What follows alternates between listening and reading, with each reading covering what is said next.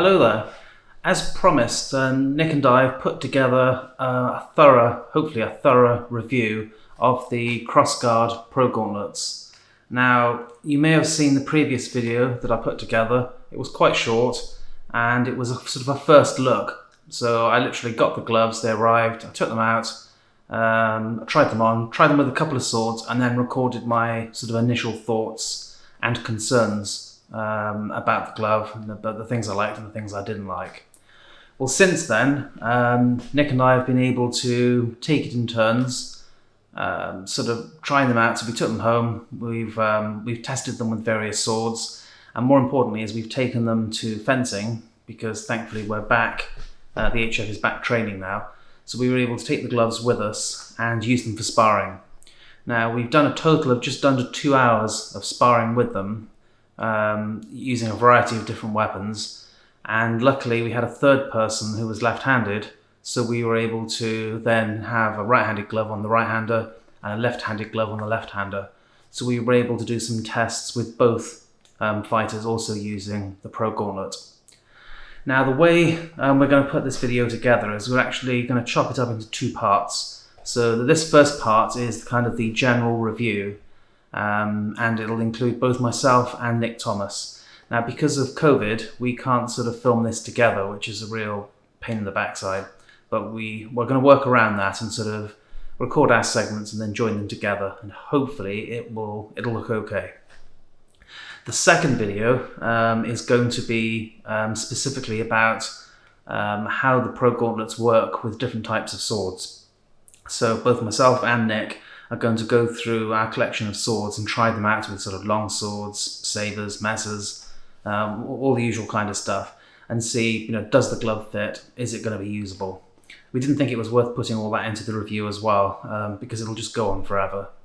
So we're going to keep it a little simpler, chop it up into two. So this first bit is just a straightforward review. We've made a list of sort of the key attributes that we think, the things that we look for in a glove. And this is going to be the first review of a glove that we've done using this system. And going ahead, hopefully we can do it with other types of gloves so we can match them up. So the much awaited ProGauntlets. We've been waiting on these for obviously many, many years, and I know people are really eager to see what they're going to be like in terms of how they fit in different swords, how they are useful for using different swords and that kind of thing. So to my eyes, this is obviously a heavy glove, and it's an expensive heavy glove, and therefore it only really has a purpose, in my eyes, for steel training sword sparring as opposed to synthetic. I think you're just going to wear through an expensive pair of gloves if you use them for all that kind of stuff as well. So when I'm talking about this glove in this review, I'm only going to be looking at steel training swords. I suppose I can mention a few things as I go along about the synthetics, but as I said, I don't think it's hugely important. What is really important is, what does this glove fit for steel swords and how well does it work for them? So the ProGauntlet, as you can see, is a 5-finger glove design. Now, most heavy gloves over the years have gone with more a mitten design. There are various versions of heavy 5-finger gloves that have been successful or not so much, to varying degrees. And having a 5-finger glove is hugely valuable to a lot of people. So if you only do longsword, for example, a lot of longsworders will just say, well, just get a pair of mittens. They're cheaper and simpler, and they do provide great protection, and that's great. Mittens are actually really good for longsword. I'm still not a huge fan. I think a 5-finger glove would be better in time, but it is more complex. But overall, therefore, yeah, if you're basically just doing longsword, mittens are probably going to suit you really well. But if you do a range of other weapons, mittens are pretty much useless to most other weapon forms. Even, say, a simple arming sword, a mitten is just unwieldy, doesn't allow the dexterity that you want and that kind of thing, so it's just not well suited. Now at the HF, we obviously train with a vast array of swords, so we use your arming swords and long swords and sabers and rapiers and side swords, and the list goes on and on and on. We tend to use most of the stuff that you'll see in HEMA, to be honest. We have our specialisms, but we like certain weapon types, and that does allow us to compare this glove in a range of different types of swords and different manufacturers of swords, and give an impression of what they really like. So first of all, in terms of this glove, I will say that obviously it's only in one size at the moment and it's designed to be large. I have medium hands, and therefore if I do the the size comparison thing on their website, I come up, my hands are slightly too small for the glove. It says actually that I'm okay for the palm section and the width of the hand, but that my fingers are too short for this design of glove. So this is a size above what I would really want, and that will come up as this video progresses. So, as I said, longsword, obviously they're going to work for. If you want a dexterous 5-finger glove for longsword, there's no doubt that that's going to be a very good glove. There are, I would say, some issues with it, but in terms of grip finger mobility, shall we say, is the best I've ever seen. Most 5-finger gloves tend to keep the hand kind of clamped in this kind of position, so you can't really open it up much and you tend to be fighting it back and forth, whereas the mobility is really good on these, and it doesn't force an open or a closed grip. It just goes kind of where you want to go with them. So that's really, really good. And I'm going to skip from longsword, because I think it goes without saying that for most people that's going to work for longsword.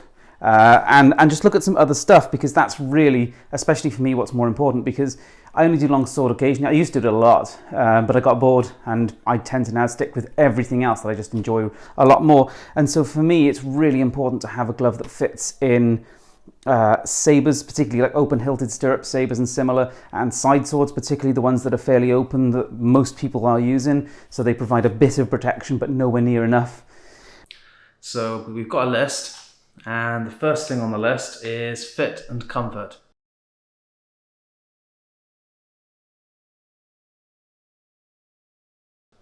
So, which is quite important for a glove. I suppose I should show you the glove in case you didn't see the other video.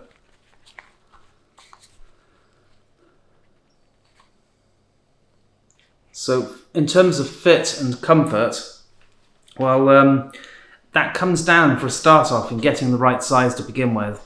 So, when I ordered these gloves, basically at this point in time in May 2021, 8 years after the ProGauntlet sort of project started, I put my details into the website, and I came up basically as an almost perfect match in terms of my hand for matching the glove.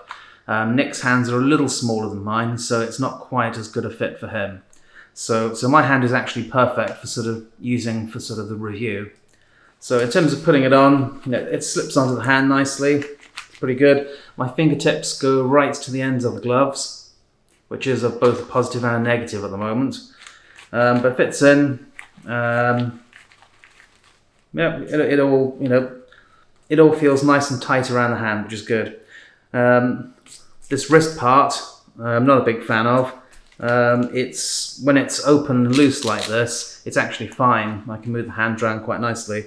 But the minute I bring this tab across, and far enough for the Velcro to actually attach, it locks down onto the wrist, and movement suddenly is restricted quite a bit. So in terms of sort of fit and comfort, that's a bit of a hindrance, and it stops that kind of nice loose feeling you get from the rest of the glove, which is quite form-fitting. Now, in terms of comfort, most of the glove you don't notice you're wearing a glove. Other than these little rubber pieces on the fingers, you do feel them a little. There's a little bit of constriction going on here against the fingers. You do feel that. And as I said in my first video, the tips, bring them up a bit closer, you've got these little covers going over your fingertips. Now, if the glove fits you properly, your fingers will slide into these, and that obviously grants them additional protection on the sides, the top, and maybe even a little bit underneath. So that's, as long as it does actually fit properly, that's quite good. So they pushed in. You've got these nice sort of caps at the end to kind of lock the whole thing together. So overall, I'd say the fit and comfort is pretty good. You've got these, as I said, these constrictive parts here. The thumb is a little uncomfortable around here. In general, compared to most gloves I've used, I'd say the fit and the comfort is actually pretty good. Probably better for me than it is for Nick. I haven't talked to him yet about what he thought of that. But as far as I'm concerned, kind of the fit and comfort are quite good. So out of 5, I'd sort of give it 4 I wouldn't quite push it to 5 because there are a couple of bits that that do feel a little uncomfortable. But overall, pretty solid. So I'll give that a 4 out of 5. The next part was protection. Overall fit and comfort. I've already said these gloves are too large for me. They are a large size, so I'm not going to judge them based on that. Although one worry I did have is that my thumb goes right to the tip of the thumbs, and yet my fingers are too short. And I've measured up, and according to their diagram, I should be too short on the thumb and the fingers. So that would suggest that maybe if I got a medium, the thumb would be too small and the fingers would fit correctly. But we don't know because there's not a medium. That would be a concern I would have, because yeah, the thumb is actually good. It's the right size. So, fit and comfort. Let's imagine that I had large hands for a moment, and therefore they did fit better. They are really comfortable to move in once they're on your hands. They are the best 5-finger glove I've ever had on my hands for that, besides let's say a really well-worn in Red Dragon, but that isn't a heavy glove, so it's not a fair comparison. Your overall mobility and dexterity, it all moves really, really well. The wrist actually works generally better than I expected. Initially when I tried it, I thought there was a bit of restriction. Although if you do the Velcro up fully, and you're supposed to because that's what provides the protection, it does start locking it down a little bit, and it constantly opens up because the strap's just too short. So that is a potential issue, but that can be easily fixed. So in terms of fit and comfort, out of 5, I'd probably sadly give them about a 3 to maybe 3.5, and that's all down to these solid inner fingers, because that compromises what is an incredibly dexterous glove.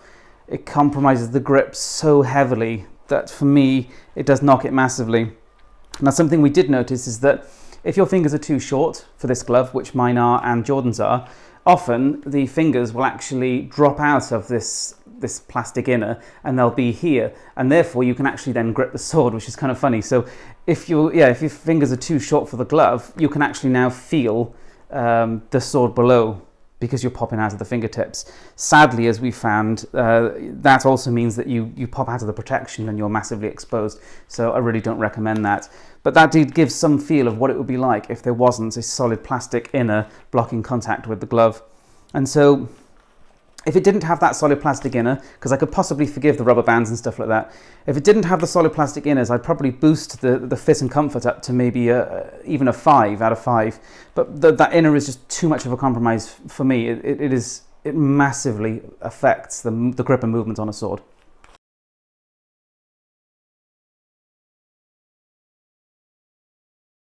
When the glove is fully working and it's all intact and properly fitted, overall protection is really good. You've got really nice strong plates on the back. You've got great protection on the top of the fingers, reasonable protection on the side. We have taken a few finger hits during sparring, and the finger hits do actually hurt. If you get hit on the side, there's not a huge amount of protection. You know, the tips, you've got sort of the plastic on the outside, and then there's like an absorbing layer underneath. But actually on the sides, if you go here, it's just plastic next to the leather glove. If you can see there. So these bits here, it's just plastic. From what I can see, let's have a look. Yeah, if I pull it out, pull the plastic back, it's just plastic resting on the kind of the leather type. I assume is it leather? Assuming it's leather or leather type material. It just rests on the material anyway. So not a huge amount of shock absorption there. So we took a few hits, no injuries, but they did sting quite a bit. I know when Nick and Jordan were using them and they got hit here, it was, in fact, I know Nick had to put a cold pack on his fingers for a couple of minutes, but no injury. But it did still hurt a little bit. Other than that, you know, there's a few gaps in the top, which I still think even if a blade goes through, you're probably going to be okay, although it's going to cause damage to the glove. But overall, pretty solid. There's the usual gap here. So anybody that uses a sword, really, the minute you've got any kind of a grip and you've got a crossguard coming over here, you've got a gap. Now, as far as this bit's concerned, you can just go straight in. There's just a glove there. There's no extra protection. So a slight vulnerability there. The rest of it is actually pretty solid. There are no obvious openings for getting a blade through.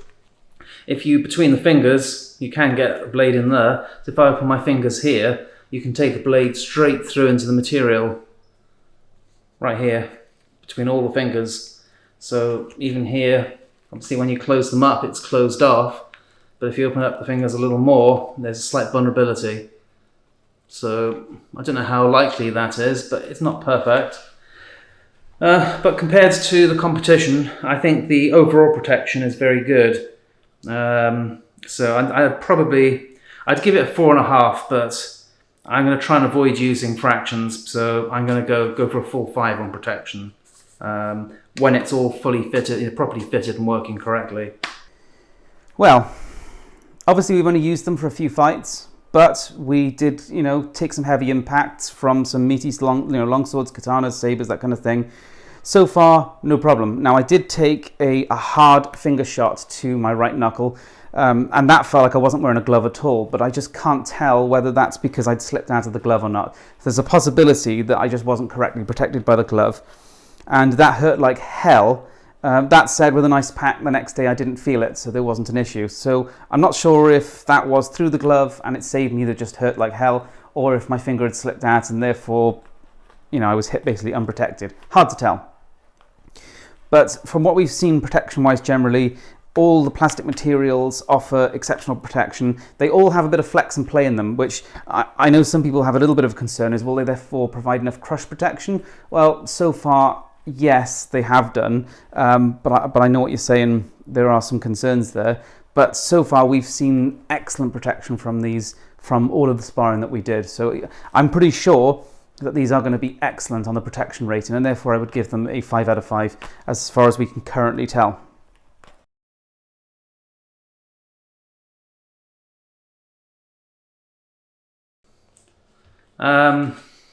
That's a difficult one. Agility-wise, there's in terms of how well the glove moves and how well you move when you're fighting using the glove. So at first glance, everything looks great. It looks like I'm just wearing a leather glove. That's fine, but the wrist articulation isn't perfect. So forming some cuts, so rotations round to the outside can be uncomfortable. I think some tweaks to the wrist mechanism could help there.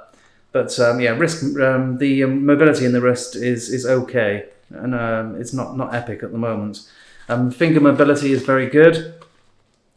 Not mobility, we're doing agility, aren't we? Yeah, finger sort of the agility in terms of having sort of fine finger control. You can be quite precise. But as I said in the previous video, you've got these. Get the other glove so you can see more clearly. You see that? So you've got these little underneath pieces on the tips, with the rough finish on them. And when you're holding a sword, the part of the sword that's resting on the glove is really nice. And you can hold that, and it feels like you're just wearing a thin leather glove, which you basically are. But when these parts touch the sword, the grip is not great at all. So if you're holding a messer and you've got the thumb resting on the flat or the back of the blade, you're changing through grips, you get very little feedback from the weapon, because you're basically holding, you've got a glove, plastic, pushing onto other material. So it feels quite dead. So not a big fan of that.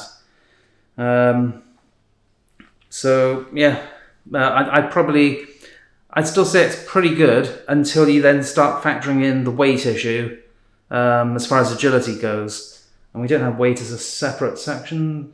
No. Okay, so I'll include weight in kind of the agility part, because I think the agility really is you hold a sword.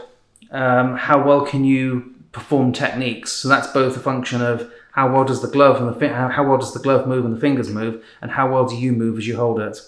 I found myself restricted, and actually it made my fencing a lot worse initially. 0.5 kilogram on one hand, you put that up on an 800 gram steel saber, and suddenly you brought it up to the weight of a heavy basket hilt, and it suddenly feels like that. So a sword that's quite got the weight shifted towards the tip that wants to cut, the minute you put this glove on, it kind of starts pulling the weight back towards your hand again. So I did a side sword bout last week, And I felt like I'd gone back about 6 or 7 years in terms of technique. All the fine kind of motor control I normally have in a fight had just gone, so all I could really do was deliver elbow and shoulder strikes with very little subtlety or finesse, which I appreciate I am renowned for. That's a joke. So yeah, I was initially a little disappointed in that I put the glove on. I thought, yeah, I'm going to have really great maneuverability and agility and great protection. This is going to be epic. And instead, I was performing way, way worse than normal. So at first, you're putting a 0.5 kilogram handicap on your technique. So you need to bear that in mind. Saying that, over time, as you get used to the 0.5 kilogram on your hand, it might actually, really up your game. Your arm is going to get stronger. Maybe you'll get back to where you were. Maybe it'll be a lot quicker than I was expecting. But my initial impression was that it was interfering with my technique. So agility, I'd give it a 3, to be honest. If you took the weight out, I'd put it to sort of 4, 4.5. But with that weight thrown onto the hand, it really lowered my game. It made me a lesser fencer than I am with, say, a 5-finger. In fact, if I show you now, I actually tested this yesterday. I used my absolutely wrecked and knackered 5-finger sparring glove. I used this, and it feels like a piece of paper compared to the ProGauntlet in terms of weight. I used this with the same swords that I'd used last week, and it felt like I'd transformed into a sword guard sort of overnight, just because I had so much less weight on my hand. So yeah, I'd definitely say at the moment 3 on the agility, and I'm not quite sure that can really be improved without being able to take weight out of the glove, and I don't see how they can do that using this particular design. So that's 3 for agility. Now agility, I went into this on fit and comfort a little bit really, is the movement is excellent, the wrist is mostly good, and I think with a larger band here it would be sorted perfectly. When I was doing things like Sabre, I actually really quite enjoyed it. Of course, this was constantly opening all the time, which increases the mobility. But if obviously the strap was slightly longer, then you'd be able to do that anyway. So yes, that needs to be sorted, but it's such a minor issue that I'm not going to complain too much in terms of agility on that. So the agility is excellent, with 2 caveats. Is that the inner tips, again, they compromise it because you're always fighting your grip. And the weight is that, yes, they are over 500 grams, and that is a lot of weight for a glove. That's per glove. So by comparison, a Red Dragon is about 230 grams. The sparring glove 5-finger, that's this model, is also 230 grams. So that's well over double the weight of those. In terms of your agility, you do notice it. Now, as ever, you can get used to it. You can get used to a lot of things. You can get used to wearing a 50-kilo set of armor. It doesn't mean you don't notice it. So, in terms of your agility, I really like the movement. I mostly like the wrist. I don't like the weight, and the inner fingertips are massively compromising. So for certain weapons, like the Sabre, I would give it something like a 4 out of 5 because it just worked quite well. For the side swords, it's low because it just doesn't fit very well, and you can't get the grip that you want, so that's quite lower again. Obviously, for longsword, it's better, and I don't think that the inner tip protectors are such a problem for that, although I still don't like them. And therefore, for me, because of the weight and because of the fingertips, I'm going to be dropping down to about a 3 to 3.5 because it just does compromise, and that's a shame because up to here, I think the mobility is excellent, and actually, even if you take the fingertips into account, and it's all the inner problems that are there that I find. I will also mention at this point that this thumb does not move correctly. So the left one just moves really freely and really nicely, and the right one doesn't. And I've compared them, and that's because they're catching badly. Is that they're cut differently? Is the plastic on the edge in here? Is it buttresses and stops like a back stop on this one, so it stops the movement, whereas the left is really nice. So there's maybe a quality control issue there or something like that, I don't know, but clearly they're cut slightly differently, and therefore this one locks a little bit. So that does also affect the agility, whereas this one feels really, really nice. Value for money was supposed to be the next part. I meant to put that at the end. I'll do the value for money bit now. Why not?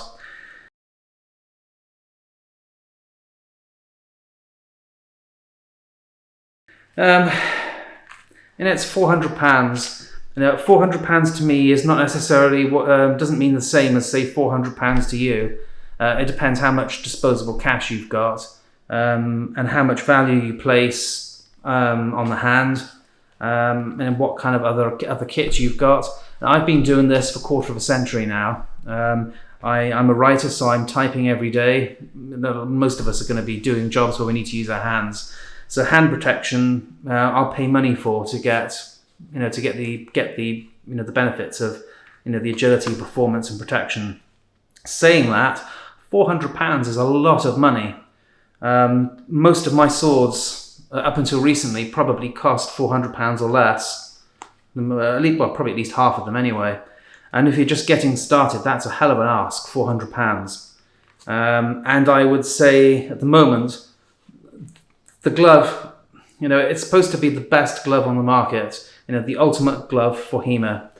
And I'd say at the moment it's not the ultimate glove for HEMA. It could end up being the ultimate glove, but it still needs improvements, which I'll get to in the next section, which is probably why this should have come last. So a sparring glove you can get, 170 to £200, something like this. I was talking to Nick, and we were talking about, for the price of this, you could get the new Thok Weapon Master gauntlets, which I appreciate aren't out yet, and another pair of gloves for the same money, like the Infinity gloves or gauntlets that Sparring Glove make. You could get those and the Thok probably for around about roughly £400. So yeah, they've got to go up against some pretty good competition. I don't think they're worth £400 at the moment. I'll explain further in the build and durability section. But in terms of talking to other people, I know people are astounded when I tell them this is a £400 glove, and when they look at some of the build quality components and bits, they are not super impressed. I give it a 3, which I appreciate is it's a bit pathetic, really, isn't it? Let's sort of go right for the middle. And if you've got the money and you really want the maneuverability of the glove and you don't mind the fiddling and the tweaking, then go for it. But I don't think, compared to the competition, that it's twice as good as, say, like a Thok Weapon Master, which we still can't get our hands on at the moment. And yesterday, I went straight back to these, absolutely fine, and they're way, way cheaper than these. So I'd give it I'd stick to a 3 for now. Value for money. They're obviously expensive. They're €450 in the UK. That's about £400. Therefore, they are the most expensive glove for HEMA out there. That is obviously going to affect how most people think of them, because that's a lot of money. And for me, to make them value for money, I'd want them to work with every kind of steel sword that we have that isn't really complex. So I wouldn't be too worried about bull hilt sabers, for example, but I absolutely need them to work for all of the fairly open hilt sabers, fairly open hilt side swords, arming swords, and that kind of thing. And they don't. They work with one or two here and there, but not most of them. So that's a problem. So value for money, therefore, I think if you're a longsworder, again, you're going to rate them higher, being as I want to use them for a wide selection of quite hard-hitting steel swords that need a heavy glove. I'm going to put them down at maybe a 3, because they do offer stuff that realistically no five-finger glove has yet, as far as I've seen, but they don't work for all of the stuff that I want to work it from. And yeah, things like these inner tip protectors and the weight are issues. So yeah, it's a 3 for me.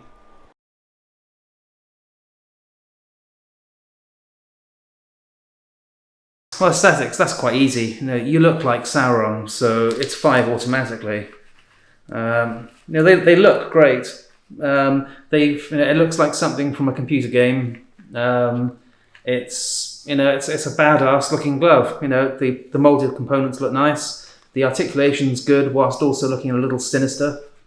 Overall the aesthetics excellent, and basically it looks like the iPhone of gloves. So yeah, I give it 5 for aesthetics. No problem there. Build quality. Aesthetics. Aesthetically, of course, they look awesome. They look like some kind of Batman glove or Darth Vader glove. The aesthetics are absolutely beautiful, to be honest. They look like very modern, high-tech equipment. So aesthetics, I would definitely give them a 5. I was never a big fan of them putting this fabric section on to stop the thrust protection, but if it's got to be there, it's got to be there, and I don't mind it so much. But, you know, all the contours and the shape into it and the way the fingers work, it all looks really funky and really sci-fi, so I would have to give them 5 on the aesthetics, and also for the fact that they are quite compact. I mean, they're not super compact, but, you know, when you think things like the Red Dragon is kind of a general standard, and the ProGauntlet is actually slightly smaller in some ways, it's bulkier in terms of the depth up to the back of the hand and the fingers as well, but it's thin this way, and that's quite nice. And so aesthetics is definitely a 5.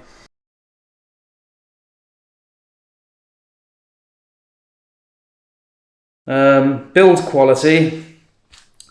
From a distance, the build quality looks excellent. But as you look closer, and I have looked closer, I've taken lots of close-up photographs as people have been asking me about these gloves. The fit and finish is quite poor in places. I don't know whether you can see this, but the kind of the leading edge all along here, if you look at the back of it, it's all really nicely molded. But here it looks like something like Games Workshop's done, and it's got like a sprue that it's connected to, and they've snapped it off and then used sort of like a Dremel or something and just hand milled it all down the side.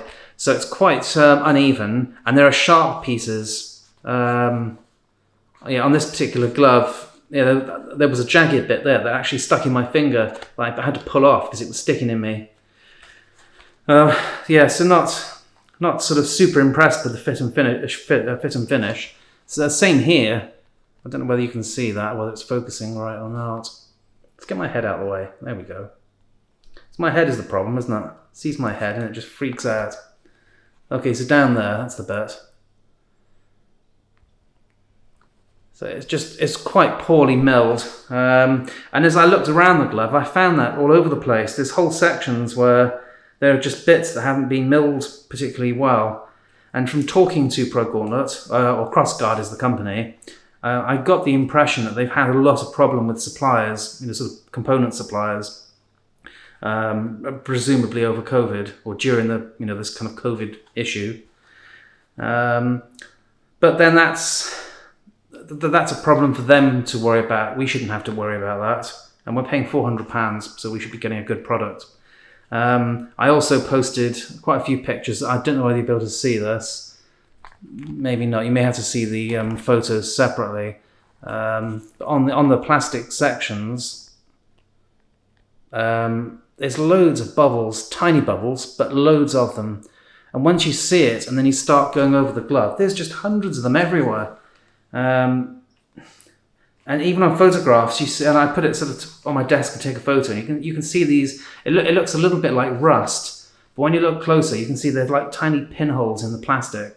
Which, again, when you're paying a premium price for a product, none of my other stuff looks that way. It doesn't have these kind of rough milled edges and loads of tiny holes. So yeah, wasn't super impressed with that. It's a build quality. The other part of build quality, of course, is all of the joining components. And I have to admit, when I first saw these designs, going back many, many years in Vienna, I had doubts about the complexity of the kind of engineering. It seemed to be an engineering solution rather than looking at looking at sparring and swords. It seemed to be more of, as an engineering problem, how can we make a glove work? Sort of forgetting about how it's going to get hit. So you've got all these individual pieces of rubber and elastic holding the whole thing together, and you'll notice there's a rubber band here. And why is there a rubber band there? Because after about 3 fights, it vanished. Me and Nick didn't even notice. I lent the gloves to him to do his part of the review. He took them home and then called me and said, the gloves are broken already. And I sort of, what? And he sent me photos, and it's basically like a rubber piece. Well, it's a fancy black rubber band, really. And it had come off. I suspect that it had snapped off. It must have cut and just flown off. But then you can see also there's pieces, let's have a look, like this piece of elastic here, and it's done probably 6 or 7 fights, and the elastic's already wearing down. And then it's not just that, there's also these rubber rings underneath, which I believe are part of the revamp. They're this is the 1.3 glove, and I think this is part of the kind of the new components. And I don't know whether you can see there, but it's already started to wear down. And it does come with some of these. There's 2 or 3 in a little packet. So look, you get this little packet of spare parts, which, to be honest, when I first saw it, it was sort of great. I've got spare parts. That doesn't fill me with confidence. But yeah, so once these wear down, you're going to have to replace them. So yeah, not super, not amazingly impressed with that. So what have I got? Build quality. I give it a 3, to be honest. It's a bit harsh, I know, but I think after 8 years of development, we fought World War II and had a couple of years rest for the same amount of time. I'd expect a leather glove with plastic articulated sections held together with rubber and elastic, either to be developed more quickly or to not have these issues.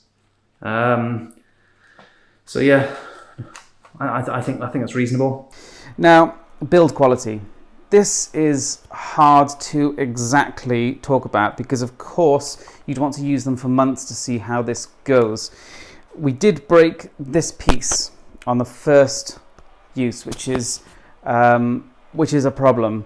Now, they're designed to be modular and have easily repairable parts. I noticed that we've already taken some chips out of the rubber components, the bits that hold the fingers on. Now, they come with spares of those and you can replace them very quickly. So it's hard to say exactly what the mobility is like, but this part that broke, this rubber band, is a structural component. So when this came off, the whole back of the hand lifted up and it is structural. And I do have serious concerns about just how many kind of like bands and straps are just everywhere. So if you look at every component of every finger, you'll see basically rubber and nylon bands and stuff like that holding together every single component part, and a lot of them are exposed. Now obviously, as far as HEMA training goes, anything that's exposed on your protective gear is going to get hit or rubbed or worn. It'll get hit by blades that unfortunately sometimes will have burrs. It will hit cross guards. It will rub against your internal guards of your swords, and so any exposed structural components like that are going to rub, wear and get damaged. And for me, that's a major concern in terms of durability. I'd have to see how that goes in time. And in terms of repairing, most HEMA gloves, when you have problems, you can repair them with a bit of tape. These you could not. You would have to go in with the bands and everything else, and you couldn't get them back into action quickly. So they're complicated if you have to do repairs. And therefore, the build quality and the durability, well, general build quality I'd probably give maybe a 4, maybe close, maybe a bit more, because I think the wear and the bubbling was a bit strange. That when they came, some of the edges, if you look around here, are really quite sharp and roughly done. So in terms of build quality, a 4. And durability, well, I'm going to have to speculate on durability because I think the plastic component parts are probably going to be really tough, I think. But all of the components that hold it all together are going to fail, and I think they'll fail fairly often and sometimes quite spectacularly. And therefore, at this stage, I would give durability down at, it's hard to say, but somewhere between a 3 and a 4, because we'd have to see how well certain components last. But when they do go, they're going to be a pain. So for me, it's about a 3 or a 4.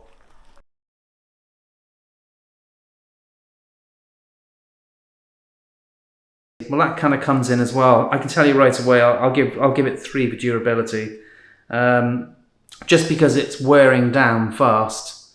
My parents had a Lada in the late 90s, and I think that was wearing down probably as quickly as these gloves are. 2 sessions, and I've got the rubber components wearing down. I've got the elastic sections wearing down. I've got a piece of rubber on the side that's snapped off, which means the whole side of the glove comes loose. So yeah, not brilliant on the durability. And the other thing that concerns me as well is, let's assume that after every session you have to check over the glove, look for problems, and then adjust, tighten, and replace little bits and bobs. Well, not everybody can do that. And I appreciate it shouldn't be super complicated, but these parts are small.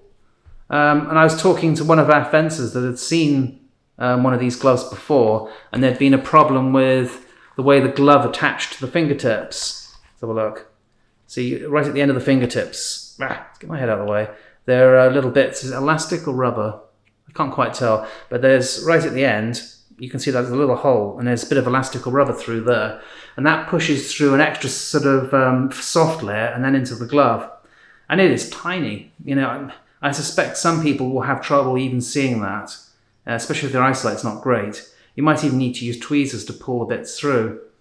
So you go to Swordfish and your glove gets screwed, and you're going to set up a table with all your component parts and a little magnifying glass with a light on it and maybe a toolkit to sort of tweak and adjust. Now, maybe that's the price you have to pay for a high-tech glove. But I think for a lot of people, maybe not. There's more where I missed there. Let's have a look. Along here, the plastic is wearing away on the leading edge. It's actually, yeah, as I run my thumb along it, it's actually just crumbling away. Get my head out of the way. It's obsessed with focusing on my head. Right. So these bits, yeah, it's really flaky. It's rough. If you run your finger along it, that might cut. But that's not great. Okay, so durability, yeah, I'll give it a 3. So I don't know how that compares to Nick. I'm not trying to sound too negative about these. I have been waiting for these gloves for a long, long time, and I appreciate everybody has. But me and Nick, we saw these back in, I can't remember the year. It was probably maybe 7 years ago or so. We were in Vienna, and there were, I can't remember who it was from the whoever was kind of running sort of Crossguard back then, and they brought in just a tiny little piece of the articulated finger here, or one of them, and it wasn't black. It looked actually like it was made from some kind of flexible resin type stuff. You know, obviously a prototype. And they brought it in to show people, and this was sort of, you know, the first stage of this revolutionary new glove. And I remember looking at it then and thought, that looks cool, but it looks like it's going to have some serious problems in terms of durability long term, because there's just so much that can go wrong. And to be fair, as of everything on the glove, I actually think these components, you know, the way the fingers move and the way they're molded, is probably the strongest part, other than the actual glove under here. You know, the rest of it and this cover, which is to try and protect all the complicated innards underneath.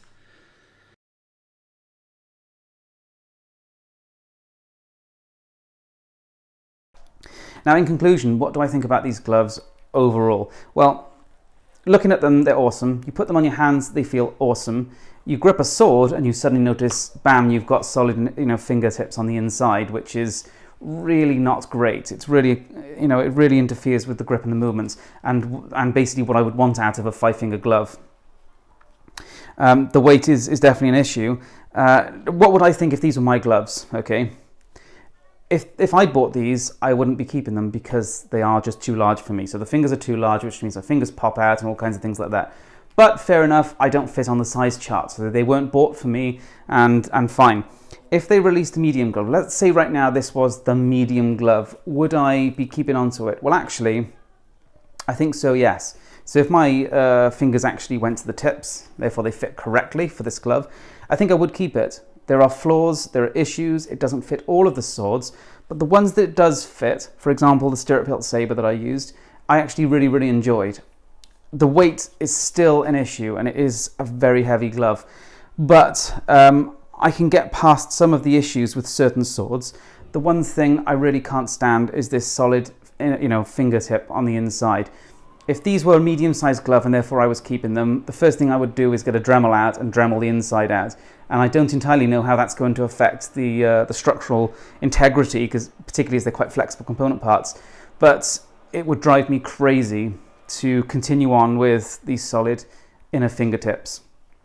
So yeah, For me, I love a lot of what this glove is, but the solid fingertips are a massive problem, and the weight is an issue which I could get around for certain swords, but it is a pain. And so overall, what I think of this glove, I think it's going to work well for certain people. I think it looks great and it feels great, but its interaction with swords is not anything like what I would have wanted. So, and that all comes down to what's going on the inside, really, is that the movement of the fingers and stuff like that, the back of the hand and the wrist is pretty good. It definitely needs a longer strap here. This is crazy. It's every time I used it, it has to clamp up tight and then it just rips open all the time. So it needs a longer strap. But that's really quite a small issue. But yeah, the solid plastic on the fingertips, for me, that's a big problem for pretty much all the swords that I use. So there you go. I think they are really quite special in many ways, but don't suit all things. And this solid plastic inner with no feel into the sword, that's a big no from me. There's some good ideas. They're heavy, but they move nicely. They grip well, but the fingertips introduce problems. The overall design is nice to look at. There are some manufacturing issues which might be from the problems that they're having with them suppliers. I haven't seen another complete set of gloves, so I don't know, is that common throughout all the various iterations? Have I got a bad one? Or is this just the way they're made? And I bought them. I had the opportunity when it broke here to send them back for a refund. And I was kind of 50-50. And it's a lot of money, £400. I could go to Malleus in Italy and buy a new side sword for £400, which was tempting. But I do also want to see these gloves succeed. And the only way we can make sure they succeed is to talk about them, to use them, to test them, and give them our feedback. And then hopefully that can result in the best possible version. So that's my thoughts on the actual gloves. Any particular questions that you have about them, pop them below, in the comment section. I'll do my best, Nick will as well, to answer any questions that you've got. And I suspect one of the most common questions is going to be, will it work with a particular sword? And as I said, I'm going to say now, if you go look at the end of the video, there's going to be a link directly to the second video, which is going to have a sort of test how well the gloves work with all different types of swords. So have a look at that, and hopefully there'll be a sword similar to the swords that you're going to be using, and you'll be able to find out, will it work for you or not. But overall, it's kind of a 50-50 really. It's a glove with a lot of promise, but it's expensive. And it's far from perfect so far. So thanks for watching, and let us know if there's anything you'd like us to answer with regards to the gloves. Thanks.